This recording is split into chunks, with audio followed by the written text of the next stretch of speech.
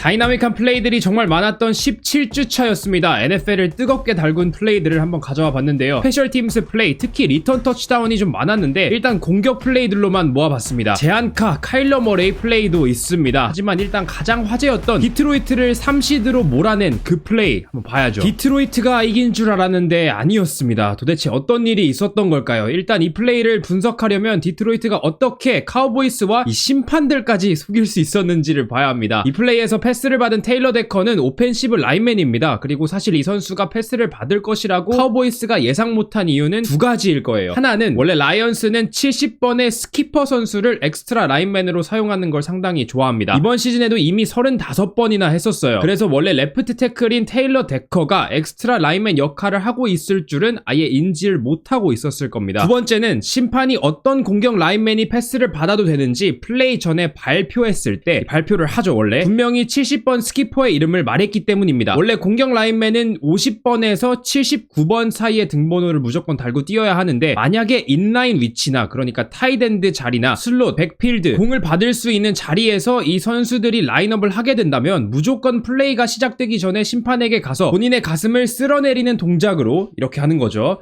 이 동작을 보여주고 나 공 받을 수 있는 선수다 라고 알려줘야 합니다. 이걸 심판이 또 방송을 하죠. 그리고 사실 그걸 테일러 데커가 했는데도 심판은 당연히 스키퍼겠지 생각을 하고 경기장 방송 시스템을 통해서 70번이라고 발표를 했습니다. 68번이 아니라 70번이라고 발표를 했어요. 포메이션을 보면 70번 스키퍼는 라이트 태클 자리에 있습니다. 데커가 타이트엔드 자리에 있었던 거죠. 포메이션을 봤을 때 언뜻 보면 데커 선수가 레프트 태클로 라인업을 한 것으로 보이는데 하지만 센터가 사실은 레프트 가드 포지션에 있는 겁니다. 원래 저희는 항상 센터가 5명 중에 중간에 있다고 생각을 하는데 이 포메이션에서만큼은 센터가 레프트 가드, 그러니까 왼쪽에서 두 번째에 있었고 센터 오른쪽으로 라인맨이 3명 그리고 왼쪽으로 라인맨이 1명밖에 없었습니다. 이렇게 봤을 때 테일러 데커 선수는 그러면 센터 왼쪽 두 번째 선수이긴 했지만 사실상 5명의 라인맨 왼쪽 타이트 엔드로 라인업을 해 있었던 거죠. 그러니까 심판이 잘못 방송을 한 겁니다. 근데 이걸 라이언스도 들었을 텐데 왜 다시 심판에게 고쳐달라고 말을 하지 않았을까요? 사실 라이언스도 이 플레이를 위해서 눈속임수를 정말 많이 썼습니다. 일부러 페네이 수월 선수로 데커 선수를 가리고 데커 선수가 이 가슴을 쓸어내리는 제스처를 심판에게 보여줄 때 70번 스키퍼를 또 나중에 투입을 합니다. 이런 이유 때문에 심판이 헷갈렸을 수도 있었겠죠. 근데 이렇게까지 속임수를 써가면서 심판에게 말했는데 라인업을 하고 다시 일어서서 심판에게 그거 좀 고쳐달라 뭐 이런 식으로 얘기할 수도 없지 않았을까라는 생각이 드네요. 그리고 심판도 보니까 제대로 누가 엑스트라 라인맨으로 들어오는지 파악하지도 않고 그냥 당연히 70번 스키퍼일 거라고 생각을 합니다. 그래서 방송을 그렇게 했던 거겠죠. 진짜 뭐 말도 안 되는 거죠. 이렇게 완벽한 플레이 콜링이 나왔는데 어떻게 보면 이 플레이를 하려고 시즌 내내 밑밥까지 깔아놨었던 건데 이게 이렇게 무효가 돼버렸습니다. 벤 캠벨이 또 페널티가 나오고 심판한테 막 I told you 라고 말을 했다고 하더라고요. 분명히 심판들에게는 경기 전에 넌지시 이런 플레이가 준비되어 있으니까 인지하고 있어라 라고 메시지를 이미 전달해 놨던 것 같은데 이게 심판들 때문에 이렇게 망해버립니다. 물론 뭐 헷갈렸을 수는 있겠지만 그래도 NFL 심판들인데 잘 해줘야겠죠. 이렇게 디트로이트가 다 이긴 경기를 졌습니다. 사실상 NFC 2시드 확정전이었는데 이게 이렇게 허무하게 끝났습니다. 디트로이트 팬이라면 정말 화가 안 날 수가 없는 플레이네요. 어쨌든 그래도 플레이오프는 가니까 복수를 꿈꾸는 수밖에 없겠습니다. 이제는 진짜 미쳤던 카운트가 됐던 무효화가 되지 않았던 플레이들, 공격 플레이들 한번 보겠습니다. 이 플레이의 주인공은 요즘 가장 핫한 팀인 볼티모어 레이븐스입니다. 일단 볼티모어가 마이애미를 56대 19로 이겼어요. 진짜 말도 안 되는 경기력입니다. 저는 볼티모어가 솔직히 이길 것 같긴 했지만 이 정도로 압살할 줄은 몰랐거든요. 근데 저번 주엔 NFC 1위 팀을 박살내더니 이번 주엔 AFC 2위 팀을 정말 쉽게 이겼습니다. 일단 경기를 보면 전반에는 팽팽하게 가다가 지금 볼 플레이로 인해서 분위기가 완전 볼티모어 쪽으로 넘어갔습니다. 이 플레이는 바로 아이자야 라이클리 선수의 한 손 캐치입니다. 일단 라이클리는 현재 마크 앤드류스가 부상을 당하고 그 자리에 대체 선수로 들어와서 뛰고 있는 선수죠. 그런데 오히려 앤드류스가 부상당하기 전 가져왔던 경기 평균 54.4야드보다 더 많은 58.2야드를 기록하고 있습니다. 거의 앤드류스의 공백이 느껴지지 않을 만큼 잘 뛰고 있는 라이클리인데 일단 이 플레이에서는 3x1으로 트립스 컨셉입니다. 근데 이런 컨셉은 제가 이름을 잘 모르겠는데 거의 레벨스 느낌으로 포메이션 왼쪽에 있는 선수들은 다 오른쪽으로 깊게 라우트를 가져갑니다. 들어갑니다. 여기서 러닝백과 오른쪽에 있던 리시버만 필드 왼쪽으로 향했고요. 일단 맨투맨이었고 라이클리 앞에 있던 40번은 백필드로 들어갑니다. 그래서 라이클리에게 플레이가 시작되자마자 공간이 많이 생겼어요. 하지만 라마 잭슨은 뭐 그걸 보고 있지는 않았고 33번만 보고 있었던 것 같습니다. 이 선수의 포지셔닝을 보고 그 위로 패스를 던질지 말지 결정한 것 같죠. 어쨌든 수비 3선 위치 정말 멀리서부터 달려온 이 선수가 절대 손을 대지 못할 곳으로 라마 잭슨이 패스를 던지는데 라이클리한테도 두 손을 뻗어서 쉽게 잡을 만한 위치로 공이 가지는 않았습니다. 그런데도 이걸 라이클리가 한 손으로 진짜 보폭을 전혀 줄이지 않고 스피드 그대로 유지시키면서 코너 파일론까지 순식간에 들어갑니다. 또 제가 이 플레이를 보면서 느꼈던 건 라이클리 위에 있던 플라워스도 분명히 뭐 블로킹을 잘할 수 있는 피지컬은 아니지만 공 잡는 거 보고 한치의 망설임도 없이 블로킹하려고 전력 질주를 보여줍니다. 결과적으로 블로킹을 잘 하지는 않았는데 그래도 앞에 있기라도 했으니까 엔드존까지 다이빙을 해서 들어갈 수가 있었겠죠. 볼티모어는 참 부상도 많고 어떻게 생각해보면은 진짜 시즌 초중반에 선수들이 다 같이 조금 포기했을 수도 있었을 것 같은데 포기하지 않고 여기까지 온 게 정말 대단하네요. 이제 1시드 확정입니다. 다음은 제안카 카일러 머레이의 패스 터치다운입니다. 카디널스도 리그 밑에서 세 번째인 팀치고는 굉장히 잘 뛰고 있는데 이 경기에서 필라델피아를 상대로 또 증명해내면서 계속해서 좋은 모습을 보여주고 있습니다. 머레이에 대한 의심도 이 시즌 초반에는 조금 있었지만 이제 그런 얘기들은 쏙 들어갔죠. 내년에 마헤주 데리고 오면 딱 좋을 것 같습니다. 일단 플레이를 보자면 맥브라이드 85번이 모션으로 오른쪽으로 가면서 위에 세이프티 32번도 엔드존 뒤쪽 중앙으로 자리를 옮깁니다. 그리고 플레이가 시작된 후에 사실 여기서 4번에게 공을 던졌으면 됐었어요. 22번 보세요. 완전 무게중심이 왼쪽으로 쏠려 있는데 여기서 세이프티가 오기 전에 던졌으면 터치다운이 나왔겠죠. 근데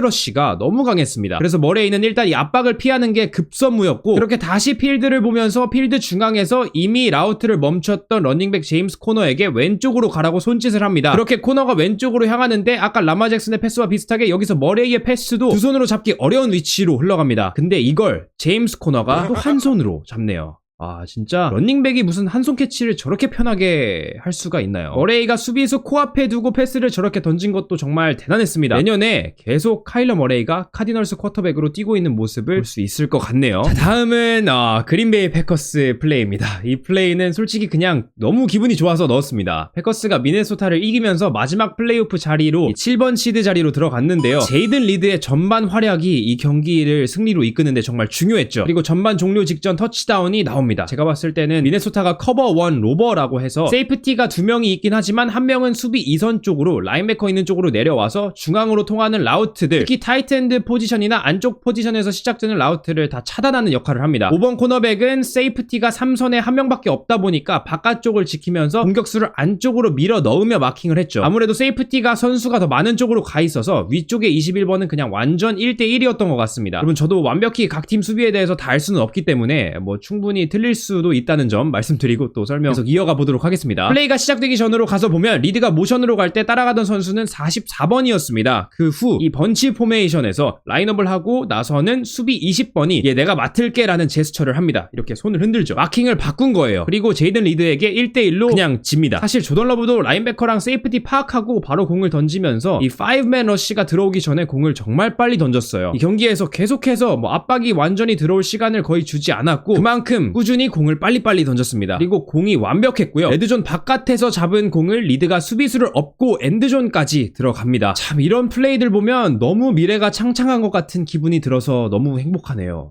이제 플레이오프가 진짜 얼마 남지 않았는데 패커스 한번 들어갔으면 좋겠습니다. 오늘도 영상 봐주셔서 감사합니다. 다음 영상으로 또 찾아뵙겠습니다. 고패고 시카고 이기고 플레이오프 가자.